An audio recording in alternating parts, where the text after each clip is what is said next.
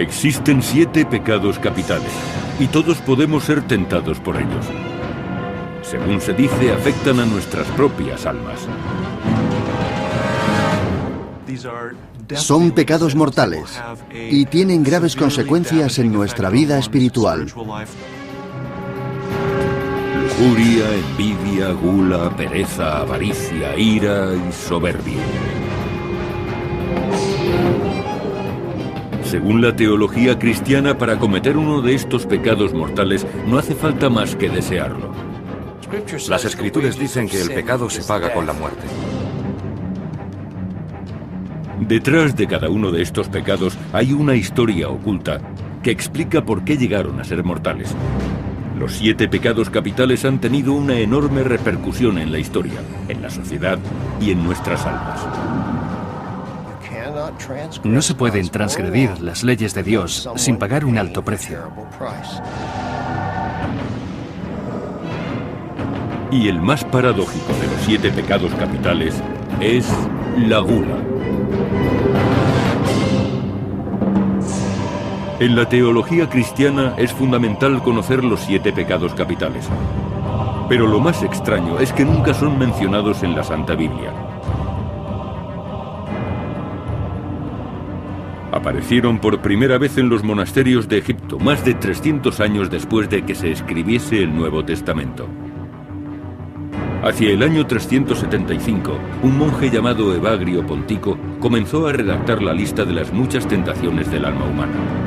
Y después la resumió y matizó hasta reducirla solo a las más peligrosas. Evagrio consideraba que existían 8 terribles tentaciones que podían llevar a la humanidad al infierno. Para este monje, la gula era un pecado, porque comer demasiado impedía rezar.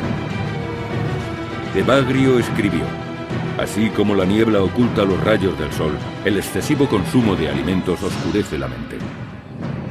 Las 8 tentaciones de Evagrio fueron conocidas solo por los monjes. Hasta el año 590. Ese año el Papa Gregorio Magno redujo la lista a 7. Cambió el nombre de tentaciones por el de pecados y declaró que eran mortales. Para el Papa Gregorio, la gula era mortal para la vida interior y exterior de las personas. Según él, el cuerpo, cuando no es refrenado, destruye las virtudes del alma.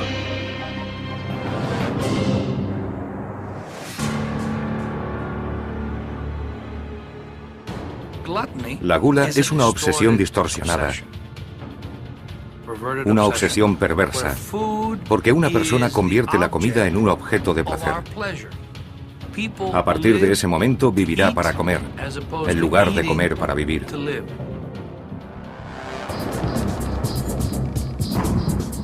El origen del pecado de la gula es mucho más antiguo que la tradición cristiana.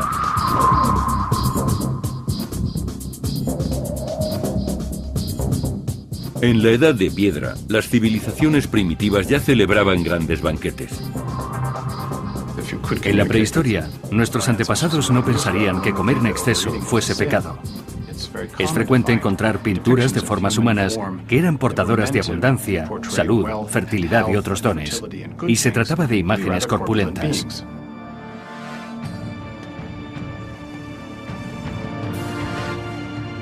El pecado de la gula procede de la tradición grecorromana, que también describió los vicios y las virtudes. La Grecia clásica rendía culto al cuerpo atlético y armónico. Pero al mismo tiempo disfrutaba de los placeres del paladar.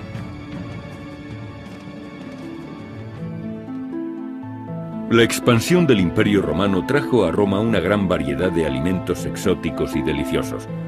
Los aristócratas acudían a espléndidos banquetes en los que comían con entusiasmo. Según la creencia popular, estas fiestas eran interrumpidas por las frecuentes visitas al vomitorium, un lugar donde los invitados vomitaban para dejar sitio a más comida y bebida. Pero en realidad, el vomitorium era una especie de pasadizo por el que se salía del anfiteatro. El vomitorium era el pasadizo por donde la gente era evacuada del anfiteatro. Algún escritor, deliberadamente o por error, lo asoció a las descripciones literarias de los banquetes romanos, que en realidad no tenían nada que ver con este otro hecho. Aunque el término puede haber sido malinterpretado, algunos escritores antiguos afirman que los romanos se daban grandes atracones y después se purgaban. Hay referencias a la introducción de una pluma o un dedo en la garganta, pero quizá lo más habitual era esperar a que el cuerpo arrojase de forma natural el exceso de alimento. Y si el invitado vomitaba, siempre había esclavos para limpiar el suelo y limpiarlo a él. Después lo conducían de nuevo al banquete para que pudiese seguir bebiendo. En la tradición cristiana, el pecado de la gula surgió como una reacción ante el hedonismo del Imperio Romano. Según los fieles, los romanos servían a Satanás en bandeja de plata. La Biblia advierte en ocasiones sobre los males de la gula y describe cómo el diablo utilizó este pecado para intentar atraer a Jesús al infierno.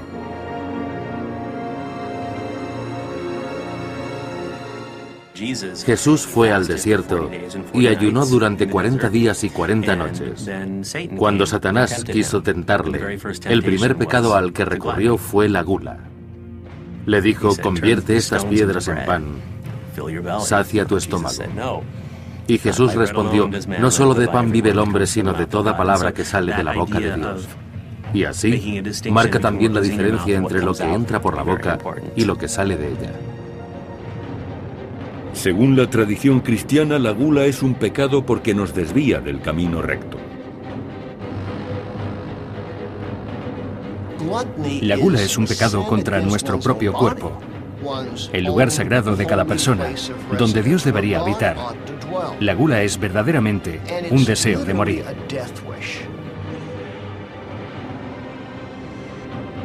Dios debería ser el centro de nuestra atención. Y si solo pensamos en comida, entonces ignoramos a Dios. Los fieles creen que aquellos que cometen pecado por gula recibirán su castigo en el más allá. Si uno es condenado porque le tienta la comida, recibirá un castigo similar. Será consumido por Satanás. Entrará en el infierno a través de su boca y acabará en su estómago. En el siglo V, el filósofo y teólogo San Agustín predicó la abstinencia en todas sus formas. De hecho, San Agustín creía que disfrutar de la comida era una ofensa contra Dios. Si aceptamos esta idea de que disfrutar del placer de la comida es un pecado, estamos asumiendo que Dios ha creado una situación en la que, forzosamente, tenemos que pecar. No podemos evitarlo, porque es casi imposible no sentir placer con la comida.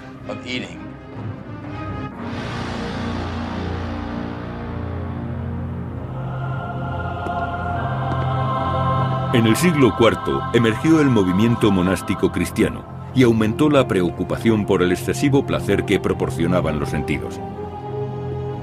Aquellos hombres de Dios elegían vivir una frugal existencia, enclaustrados en monasterios y rehusando los placeres corporales.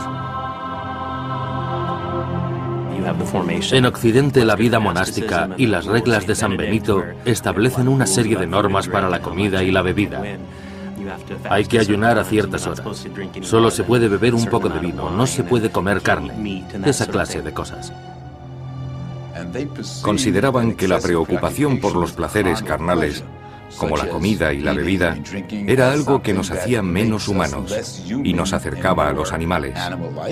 Por eso pensaban que era pecado. En el siglo VI, el Papa católico y romano Gregorio Magno no solo hizo la lista oficial de los 7 pecados capitales, también proclamó que había 5 modos concretos de caer en el vicio de la gula. Comer demasiado es la forma de gula que más conocemos. En este sentido, la gula era un robo a los pobres y a los hambrientos. Comer fuera de horas era un acto de glotonería. Se habían establecido horas para comer y no se debía picar en medio. También se pecaba cuando se preparaba la comida de una manera particular o detallada. Había que preparar los alimentos con sencillez porque era gula prestar atención a la comida. El otro modo de pecar estaba relacionado con el apetito y con el ansia, porque eso significaba que se pensaba continuamente en la comida. En el año 1320, el escritor Dante Alighieri escribió el poema épico La Divina Comedia, en el que describió los espantosos castigos que esperaban a los pecadores. En lo que Dante llamó el tercer círculo del infierno, los glotones están confinados en una ciénaga pútrida donde soportan una lluvia helada y se revuelcan en un fango hediondo. El cancerbero, un perro de 3 cabezas, custodia a los pecadores que aúllan como animales enjaulados. El tiempo es inclemente y desagradable y simboliza el deterioro de los que pecaron de gula. Con su descuidado comportamiento hicieron un destrozo de sí mismos. Los glotones son castigados en las regiones superiores del infierno.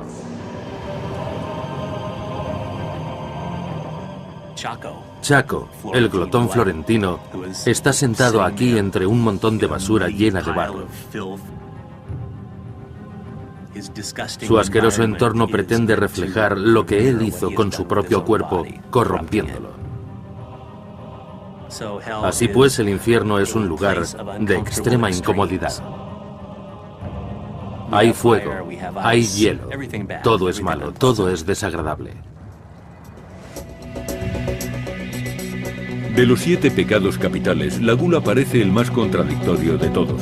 Es muy fácil de cometer y el más difícil de superar. Esta es una de las características de la gula. Puedes ser virgen y no practicar nunca el sexo, pero no puedes evitar comer, porque morirás de hambre. Muchos de esos vicios nos ayudan en cierto modo a sobrevivir y a prosperar. Y este es el caso de la gula. Tenemos apetito, tenemos que comer, tenemos que alimentarnos.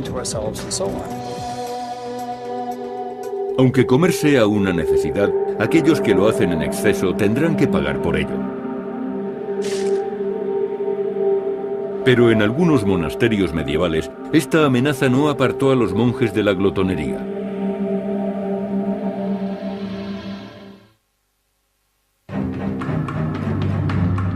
Los 7 pecados capitales han constituido la base de la moral cristiana durante siglos, y se dice que el pecado más difícil de evitar es la gula. En la Edad Media, las órdenes monásticas observaban reglas estrictas para la comida. Pero mientras que algunos monjes temían el castigo de Satán, otros encontraban la manera de comer opíparamente sin sentirse culpables. Según las reglas, no estaba permitido comer o beber en exceso dentro del monasterio. Pero en la Baja Edad Media, muchos monasterios tenían una sala especial que se llamaba el Misericordium, que significa lugar de la clemencia. Los monjes aseguraban que aquella sala no pertenecía al monasterio, de modo que al traspasar la puerta ya no estabas dentro. Por eso se congregaban allí y se hartaban a comer y beber.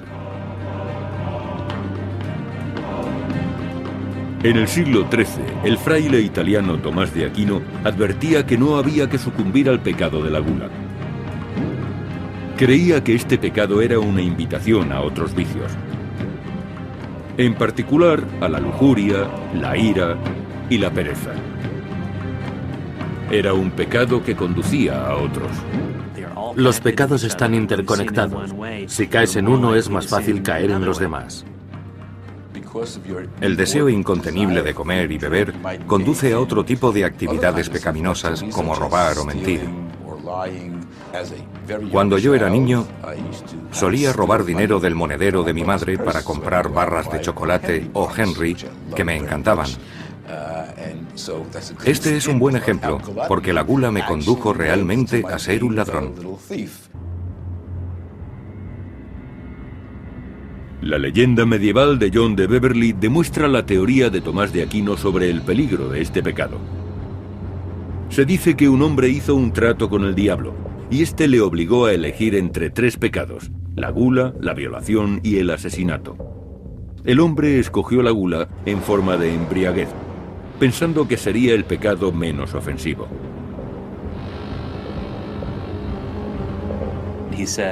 Dijo, creo que me voy a emborrachar. Es probable que pueda controlarme, otras veces lo he hecho.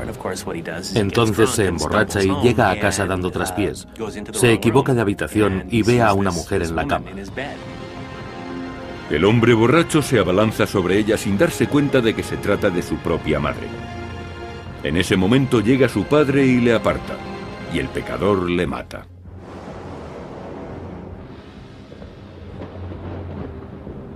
Por elegir el pecado menor de la gula había cometido incesto, violación y asesinato.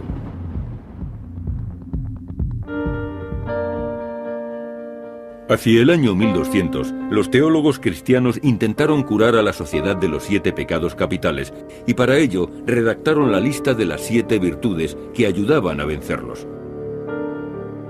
La templanza, virtud opuesta a la gula, es la práctica de la moderación y la abstinencia. San Francisco de Asís, un fraile católico romano del siglo XIII, supo cómo practicar la moderación. Inventó una inteligente receta para frenar su entusiasmo en la mesa. Espolvoreaba ceniza sobre la comida y así mataba el sabor.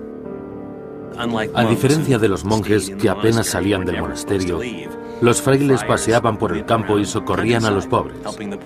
Predicaban contra la herejía y a menudo la gente les hospedaba porque, según la creencia popular, estaban haciendo el trabajo de Dios. Y, por supuesto, también les daban de comer. Con frecuencia la comida era más suculenta que la que los frailes acostumbraban a comer. Y San Francisco decía, hay que comerla para no ser descortés, pero una solución es echar cenizas cuando nadie esté mirando para no disfrutar de ella. Algunas santas también llevaron la templanza hasta el extremo. Santa Catalina de Siena, Clara de Asís y Verónica se dejaron morir de hambre por Dios. Hoy algunos teólogos se refieren a este fenómeno como anorexia santa. Sabemos que la privación de alimentos puede provocar alucinaciones. Quizá por eso comer muy poco les ayudaba a acercarse a Dios. Era una vida mística en cierto modo. Pero también era una forma de mantener el control sobre el cuerpo. Y actualmente eso es algo característico de la anorexia, aunque no en el sentido religioso. El comportamiento de aquellas mujeres santas es similar al de las personas que padecen desórdenes alimentarios. En 1364, la adolescente Santa Catalina de Siena renunció al pecado de la gula rechazando todo tipo de alimento. Se dice que utilizaba una ramita para provocarse el vómito y purificar completamente su cuerpo. En la Edad Media, la época de Santa Catalina, los que cometían el pecado de la gula creían que serían condenados por Satán. El miedo al castigo quedó reflejado en las obras de muchos artistas que imaginaron las duras consecuencias del pecado.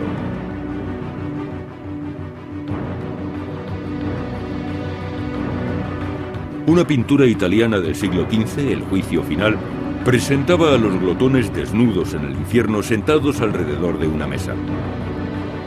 Detrás de ellos, los demonios les impiden comer como castigo por sus pecados.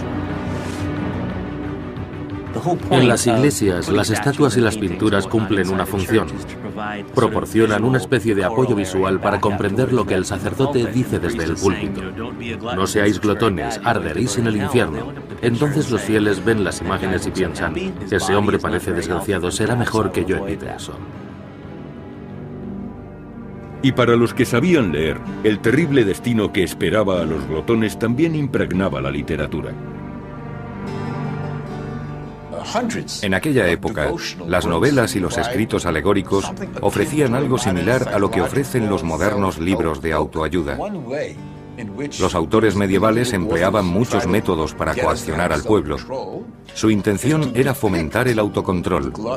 Y para conseguirlo, describían a los glotones de una forma tan negativa que si uno tenía la intención de devorar, por decirlo de algún modo, recordaría esa imagen literaria, y eso inhibiría sus ansias de comer. El cristianismo condenaba la gula, pero el judaísmo no la reconocía formalmente como pecado. Se supone que hay que dar gracias al Señor por la comida. En el judaísmo, además, existen una serie de bendiciones para los diferentes alimentos. Si considerasen que comer es malo, no existirían esas bendiciones. El judaísmo solo considera que la gula es un pecado cuando se llega a cierto límite. Si uno queda esclavizado por su deseo y olvida lo que es importante. Si la gula implica que nos quedemos con lo que deberíamos dar a otros, o impide que demos de comer a los demás, o no nos permite ver las necesidades ajenas, o nos esclaviza, entonces sí es un pecado.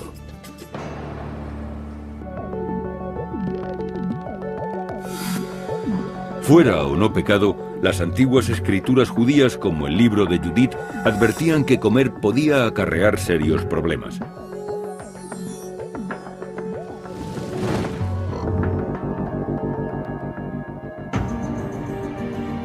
En el libro de Judith, un rey asirio ordena a su general Holofernes que acabe con Israel.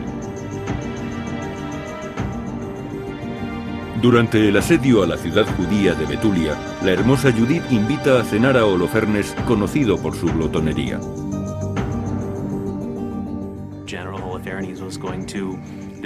El general iba a destruir la ciudad y a asesinar a casi todos los habitantes.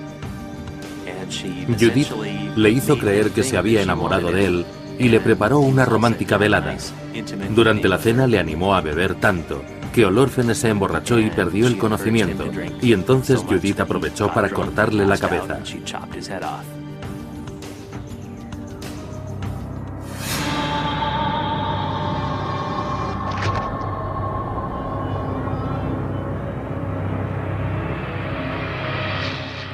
Judith salvó a su pueblo y salvó la ciudad.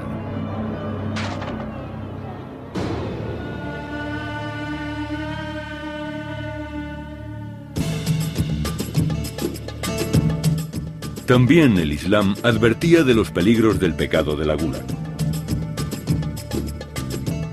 En el Islam la gula es un pecado. El Corán dice claramente, come y bebe, pero sin excesos.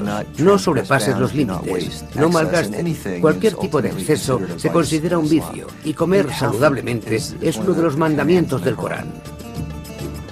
Para cumplir con el Ramadán, los musulmanes no pueden comer ni beber desde la salida hasta la puesta del sol durante todo un mes. La tradición islámica ordena que ayunemos para que aprendamos disciplina y autocontrol. Eso es beneficioso. El ayuno es el modo en que la tradición islámica nos enseña a no ser glotones.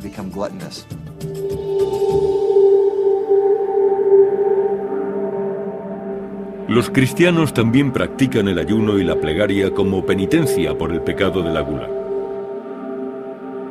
La época de la Cuaresma conmemora los 40 días que Jesús ayunó en el desierto. Siguiendo la paradójica naturaleza de la gula, algunos cristianos celebran la llegada de la Cuaresma con el Carnaval, un festival en el que comen y beben durante 3 días. Se preparan para un largo periodo de ayuno y penitencia. No gozarán de ninguna diversión hasta la Pascua. Por eso las autoridades eclesiásticas permitieron que antes la gente se liberase de la presión. Nos gusta desinhibirnos de vez en cuando, y los que no pueden hacerlo llevan una vida infeliz.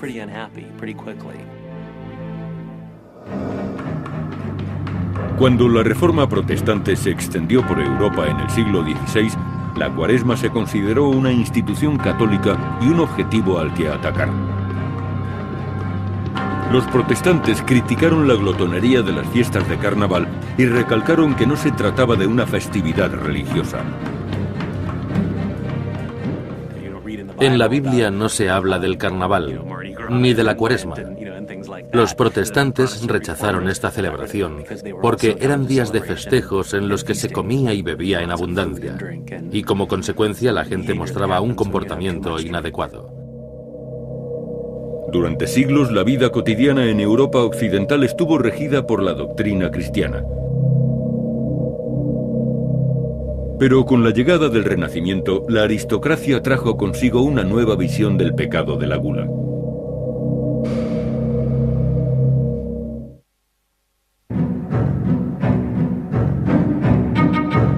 Los 7 pecados capitales habían sido las directrices morales de todos los cristianos.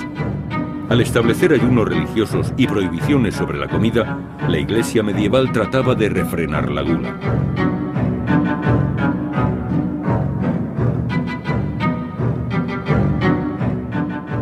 Pero en la Baja Edad Media y en el Renacimiento cambió la actitud hacia este pecado, pues la comida refinada se convirtió en motivo de orgullo y signo de elevada posición social.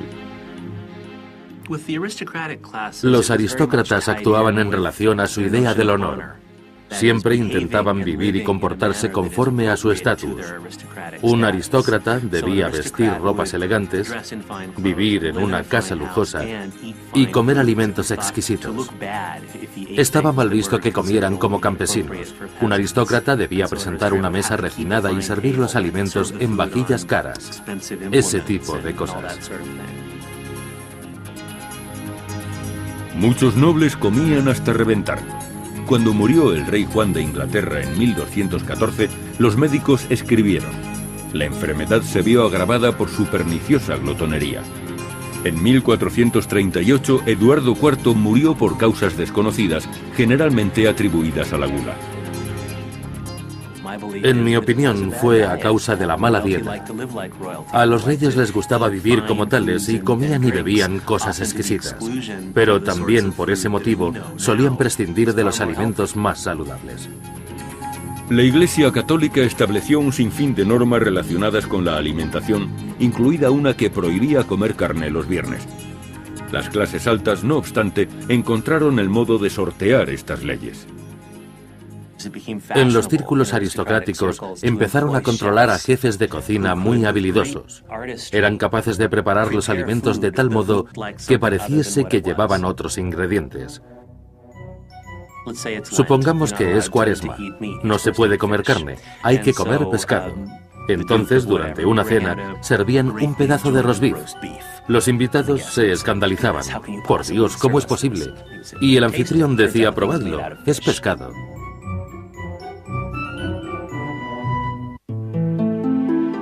Luis XIV fue uno de los reyes más glotones.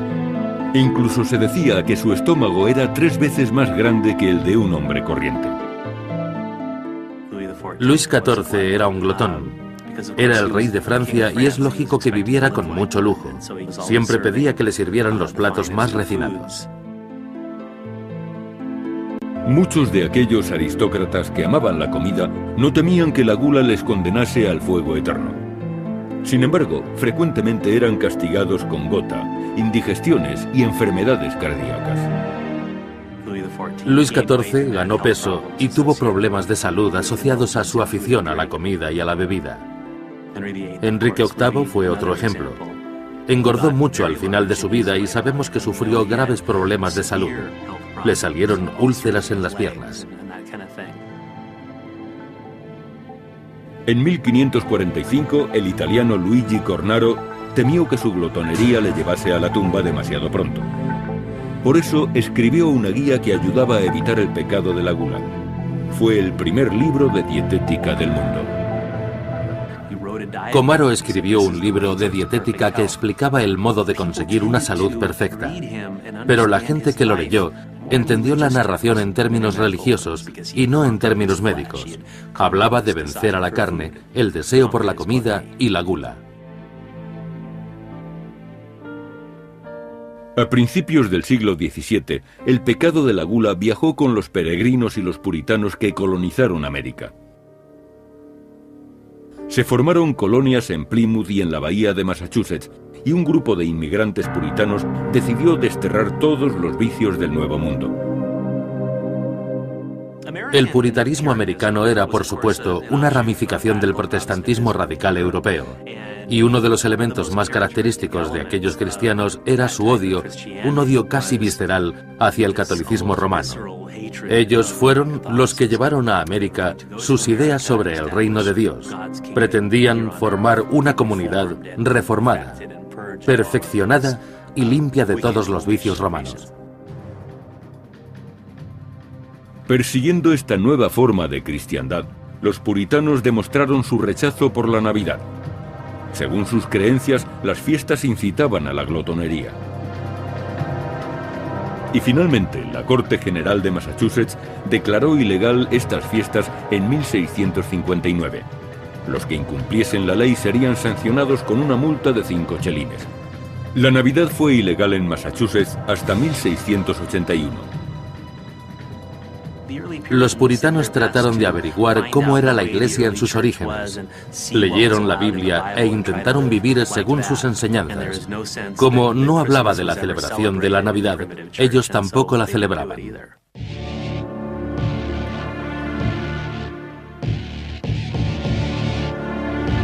En el siglo XIX, la gula se convirtió en una preocupación para la sociedad estadounidense. Para muchos, el alcoholismo era uno de los peores aspectos de este pecado. Muchos ciudadanos se unieron y lanzaron el movimiento por la templanza. Su misión era detener el pecado de la gula poniendo fin al consumo de alcohol. En el movimiento por la templanza se implicaron sobre todo las mujeres. Aunque también hubo líderes religiosos, especialmente protestantes, que se unieron al movimiento. Consideraban que beber era pecado, pero lo que en realidad se pretendía era proteger a las familias de los nocivos efectos del alcohol.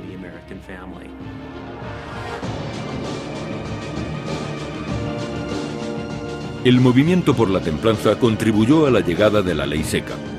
El consumo de alcohol se declaró ilegal entre 1920 y 1933. Lo que 100 años antes había empezado como un movimiento religioso contra el pecado de la gula, culminó con la enmienda 18 de la Constitución de los Estados Unidos. Se aliaron los líderes religiosos y las amas de casa. Y además el gobierno quería incrementar la productividad entre los trabajadores y se dio cuenta de que librándose de la bebida cumplía con sus objetivos. A esta situación condujeron el movimiento por la templanza y la ley seca.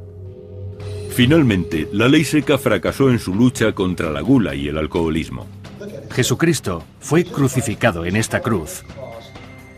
Tú has perdido. Algunos creyeron que la ley había fracasado porque el pecado de la gula tenía un guía satánico más poderoso y porque los glotones estaban poseídos por el diablo.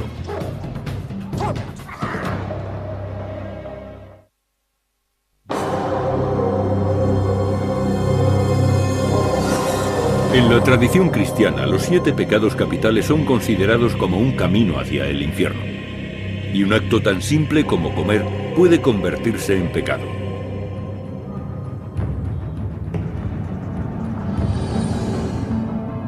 El demonio de la gula es Belcebú, el señor de las moscas. Algunos cristianos señalaban a este demonio con cuerpo de insecto como responsable de tentar a los hombres para convertirlos en glotones. El pecado, para ser pecado, tiene que implicar cierta voluntad. Somos nosotros los que, en último término, lo cometemos. El trabajo del diablo consiste en tentar a los seres humanos para que cometan pecados. Por eso no debe llevarnos a la conclusión de que la culpa es del diablo o que él nos obligó a hacerlo.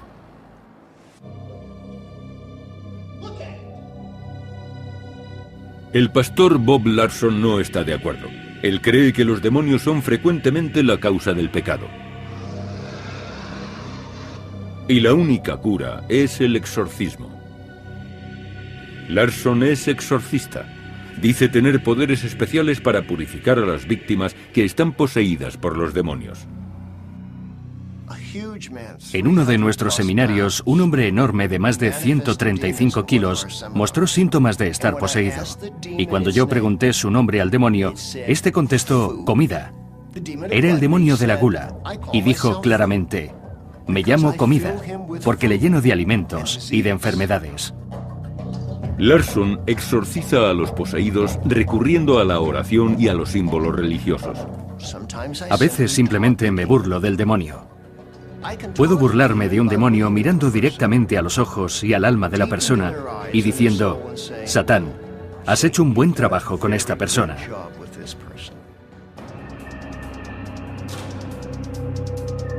Aunque los cristianos creen firmemente en la existencia del pecado, hay personas que opinan que la gula podría ser una necesidad evolutiva.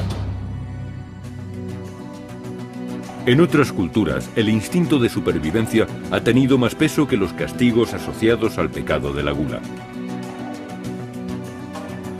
En el Pacífico Sur, los isleños recorrían largas distancias remando por el mar, y en muchas ocasiones corrían el peligro de morir de inanición.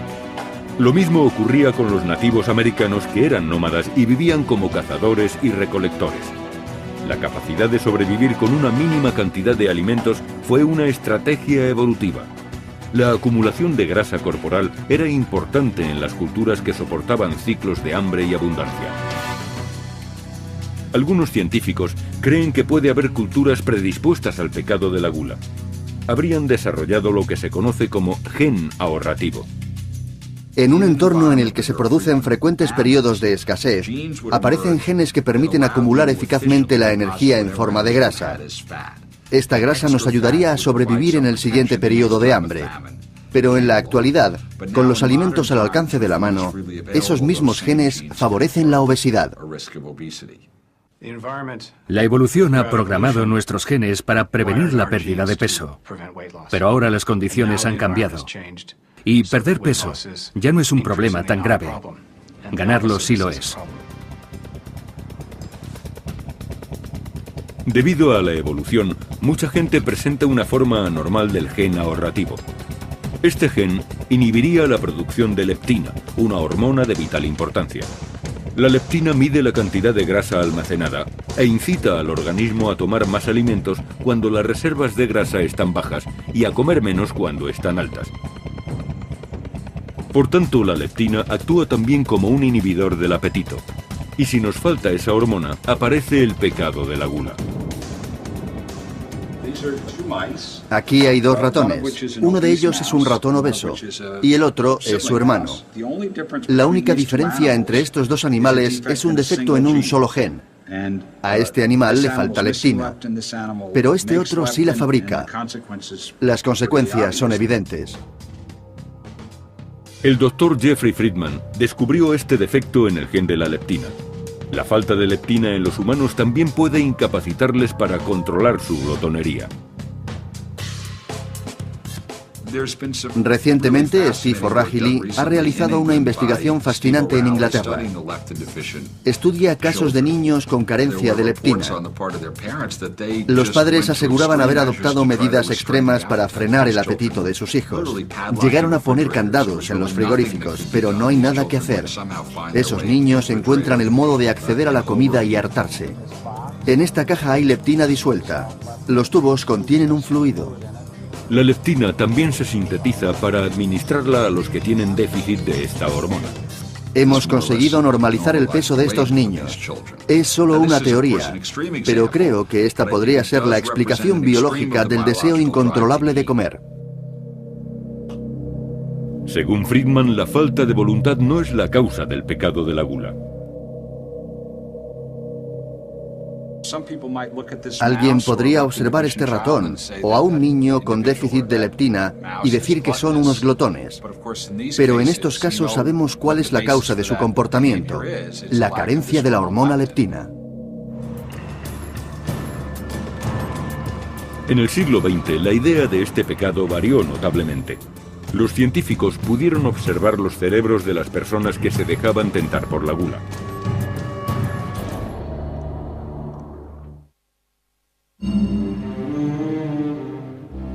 Durante más de 1000 años, los 7 pecados capitales constituyeron un código moral para los cristianos.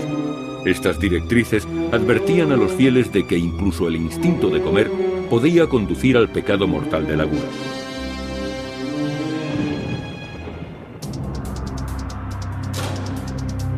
El siglo XX introdujo un cambio en la percepción de este pecado. Las autoridades eclesiásticas empezaron a ver este vicio como un problema de conducta.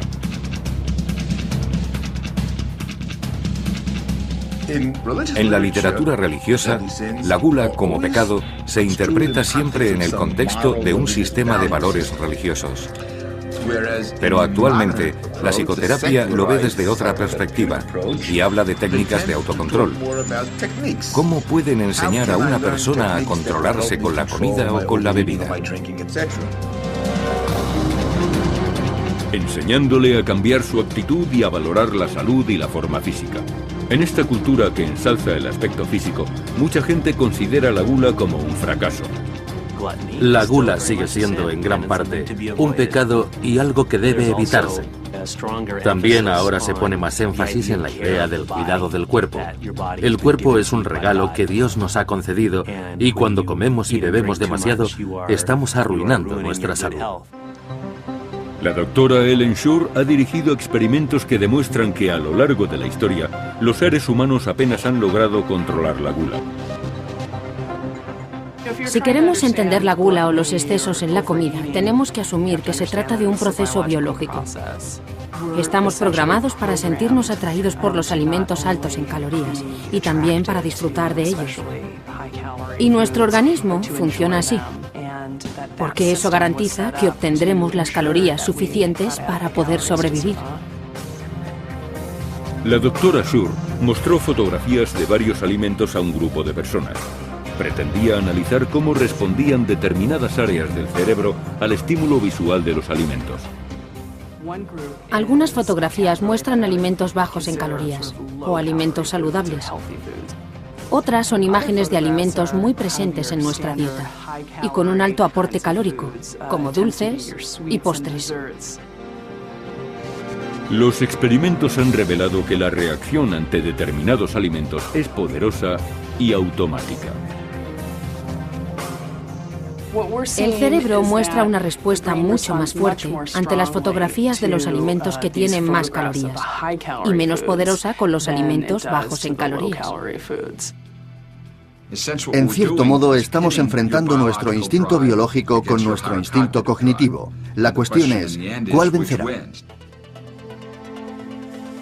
Pero la tradición de reprimir el deseo por los alimentos y los vinos más exquisitos está desapareciendo.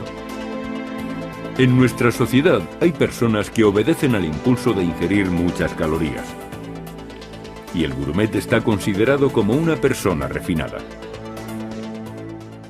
Hay cocineros muy célebres y creemos que las comidas caras, sorprendentes o exquisitamente preparadas son propias de un gusto sofisticado. Por eso queremos imitarlas. El Papa Gregorio diría, eso es gula. Los glotones modernos no se preocupan por las llamas del infierno, sino más bien por sufrir el castigo en la tierra. Según la Organización Mundial de la Salud, la obesidad es actualmente una epidemia que afecta a más de 115 millones de personas. Y en parte, esto es culpa del pecado de la gula. Sin embargo, gula no es lo mismo que obesidad. No todo el que tiene esa obsesión es necesariamente obeso. Pero es evidente que existe una relación entre el exceso de comida y la obesidad. Sin embargo, la Organización Mundial de la Salud también advierte sobre el punto opuesto de la gula, el hambre. Mientras 115 millones de personas engordan, 2.000 millones pasan hambre. Muchos de nosotros vivimos cegados por la gula. Tenemos la posibilidad de comer lo que queramos y cuanto queramos. Y sabemos lo que es vivir demasiado bien en un mundo en el que hay tantas personas necesitadas. Aunque la gula sigue siendo uno de los 7 pecados capitales, en nuestra sociedad aún existen profundas contradicciones respecto a los placeres del paladar. Pero una cosa parece evidente: la gula siempre tentará a la humanidad. Ya proceda de las profundidades del infierno o de nuestros propios genes.